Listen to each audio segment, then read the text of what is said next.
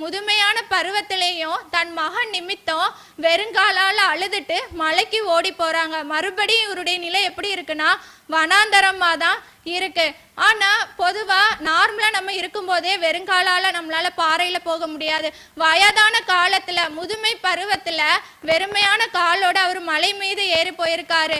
அப்போ அவருடைய நிலையை பாருங்க, எவ்வளவு பெரிய வனாந்தரம். ஆனா அந்த நேரத்திலும் தேவன் என்ன பண்றாங்கன்னா அவருக்கு மறுபடியும் ஒரு சிங்காசனத்தை, நிலையான சிங்காசனத்தை கொடுத்து தேவன் என்ன பண்ணாங்க, உயர்த்துறாங்க. அப்போ 5வது பகுதியில நம்ம பரிபூரணமான ஆசீர்வாதத்தை பெற்றுக்கொள்ள வேண்டும்னா 4வது பகுதியில நம்ம இந்த நிலைய கடந்து போக தான் வேண்டும். ஒவ்வொரு நிலையும் ஒவ்வொரு படிக்கட்டுகளா நம்ம நினைத்து கடந்து போகும்போது 5வது பகுதியில் உள்ள உயர்வான பரிபூரணமான ஆசீர்வாதத்தை நம்மளால பெற்றுக்கொள்ள முடியும்.